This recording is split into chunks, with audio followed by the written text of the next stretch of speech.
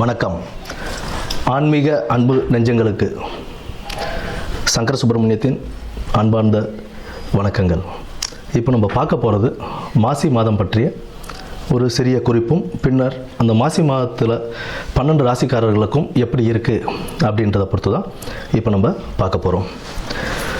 இந்த மாசி மாதம் அப்படின்னு எதுக்கு ரொம்ப சிறப்பு வாய்ந்ததாக இருக்குது அப்படின்னு பார்த்தோம்னா, ஆன்மீகம் மற்றும் தெய்வ வழிபாடுகள், ஆன்மீகம் சார்ந்த எந்த ஒரு காரியங்கள் செய்கிறதாக இருந்தாலும் தெய்வ வழிபாடுகளுக்கு உகந்த ஒரு மாதமாக இந்த மாசி மாதம் ஒரு சிறப்பான மாதமாகவே இருக்குன்னு நம்ம சொல்லலாம்.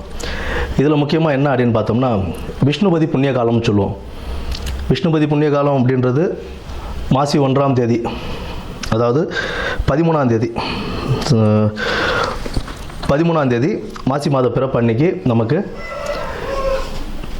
பின்னிரவு, அதாவது விடியற் காலை அந்த 1:30 மணின்னு சொல்லுவோம் இல்லைங்களா, 1:30 மணிலேருந்து காலை 10:30 மணிக்குள்ளே விஷ்ணு பகவானை நம்ம வழிபடுறதுனால அந்த நேரத்தில் நம்ம வழிபடும் போது நம்மளுடைய 7 ஜென்ம பாவங்களும் தீரும் அப்படின்றது ஒரு நம்பிக்கையாகவே இருக்குது நமக்கு.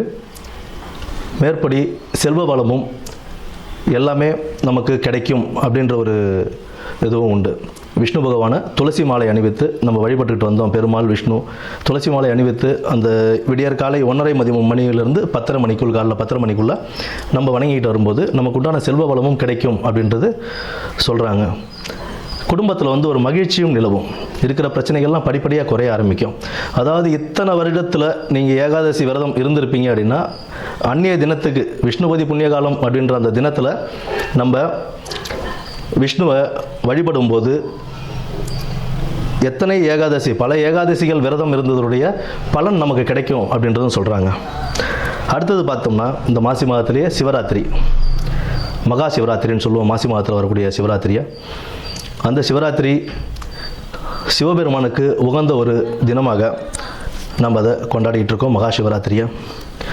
அடுத்து மாசி மகம், அம்பிகை ஜனிச்ச நாளாக அந்த மாசி மகத்தை நம்ம வணங்கிக்கிட்டு வரோம். அம்பிகைக்கு ரொம்ப உகந்த நாள் அந்த நாளில் தான் நமக்கு இந்த நீராட்டெல்லாம் செய்வாங்க. கடலில் போய் குளிச்சுட்டு வர்றது, இந்த மாதத்தில் அதெல்லாம் செய்யும்போது கடலில் குளிக்கிறது, ஆன்மீக ஸ்தலங்களுக்கு போயிட்டு வர்றது, இதெல்லாம் ஒரு பெரிய புண்ணியத்தையே தரக்கூடிய ஒரு மாதமாக இந்த மாசி மாதம் அவ்வளோ சிறப்பு வாய்ந்த மாதமாகவே இருக்குது. இந்த மாசி மாதத்தில் பெண்கள், திருமணமான பெண்கள் தாலி பிரித்து கோத்தாங்க அப்படின்னா அவ்வளோ விசேஷம். அடுத்தது இந்த பூணல் அணிவிக்கும் இதுவும் சொல்லுவாங்க. மாசி பூணல் பாசி படியாதுன்னு சொல்லுவோம். மாசி மாதம் பூணல் அணிஞ்சால் அவ்வளோ விசேஷமாக கருதுவாங்க. புதுசாக பூணல் போடுறாங்க அப்படின்னா, யஜ்ஞோபவிதாரணம் செய்கிறாங்க அப்படின்னா, அதுக்கு மாசி மாதத்தை மேக்ஸிமம் ஆட்கள் மாசி மாதம் தான் தேர்ந்தெடுப்பாங்க. ஏன்னா அவ்வளோ விசேஷமான ஒரு மாதமாக இந்த மாசி மாதம் இருக்குது. அது மட்டும் இல்லாமல் புனித நீராடுதல், விரதங்கள், குலதெய்வ வழிபாடு, இதெல்லாம் நம்ம பண்ண இந்த மாதத்தில், இந்த மாதம் ஃபுல்லாகவே ஒரு சிறப்பான மாதம் தான்.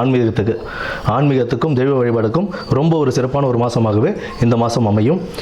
இனி வரப்போவது 12 ராசிகளுக்கு உண்டான பலன்களை என்னன்னு நம்ம பார்ப்போம். நன்றி, வணக்கம்.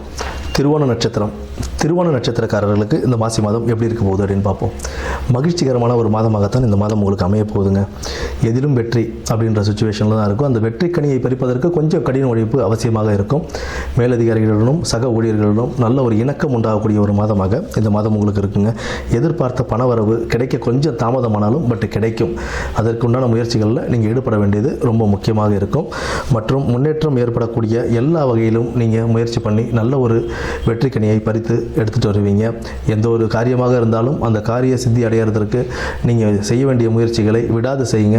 அது நல்ல ஒரு வாழ்க்கைக்கு முன்னேற்ற பாதைக்கும் உங்களை வழிவகுத்து கொடுக்கும் என்பதில் எந்த ஒரு ஐயமும் இல்லை. நண்பர்கள் சக ஊழியர்களின் உதவிகள் கிடைக்கக்கூடிய ஒரு நல்ல மாதமாகத்தான் இருக்கும். உறவினர்களிடம் சிறு சிறு மனக்கசப்புகள், சஞ்சலங்கள் ஏற்பட்டாலும் அது அப்படியே மறைஞ்சு போயிடுங்க. அதில் எந்தவித கான்ட்ரவர்சிஸோ இல்லை தேவையில்லாத ஆர்குமெண்ட்ஸுக்கோ நீங்கள் போக வேண்டாம். தானாகவே மறைஞ்சிடும். தேவையில்லாத ஆர்குமெண்ட்ஸுக்கு போனீங்க அப்படின்னா அது பெரிய பிரச்சனைகள் ஆகிறதுக்கான வாய்ப்புகளும் உண்டு. வீண் பேச்சு, வாக்குவாதம் இதெல்லாம் தவிர்த்திங்கனாலே உங்கள் லைஃப்பில் நல்லாவே இருக்கும். உங்கள் குடும்பத்தை நீங்கள் பாருங்கள். தேவையில்லாத விஷயங்களை நம்ம தலைவலிக்கிறதும் மூக்க நுழைக்கிறதும் நமக்கு தேவையில்லாத விஷயங்கள். உங்களுக்கு சம்மந்தப்படாத விஷயங்களை நீங்கள் ஒதுங்கி நிற்கிறது தான் உங்கள் லைஃபுக்கு ரொம்ப நல்லதாகவே இருக்கும். அதை மட்டும் பார்த்துக்கோங்க. உடல் ஆரோக்கியத்தில் கொஞ்சம் கவனம் செலுத்த வேண்டியது அவசியம். உடல் ஆரோக்கியத்தில் கவனம் செலுத்தி வேலைக்கு சாப்பிட்றது, இல்லை இந்த ஆரோக்கியமான உணவுகளை எடுத்துக்கொள்கிறதுன்றது ரொம்ப முக்கியம். அதை டாக்டர் மருத்துவர் ஏதாவது ஒரு பிரச்சனை வந்துட்டுன்னா மருத்துவர்களை போய் பார்த்து அவங்க என்ன சொல்கிறாங்களோ அதன்படி ஆரோக்கிய உணவுகளை எடுத்து நம்ம உடல் ஆரோக்கியத்தை மேம்படுத்திக்கணுன்றதில் ரொம்ப அக்கறையாக இருக்க வேண்டியது உங்களுடைய விஷயம். காளி வழிபாடு, துர்க்கை வழிபாடு உங்களுக்கு மிக சிறந்த ஒரு மாசி மாதத்தை அமைத்து கொடுக்கும். நன்றி, வணக்கம்.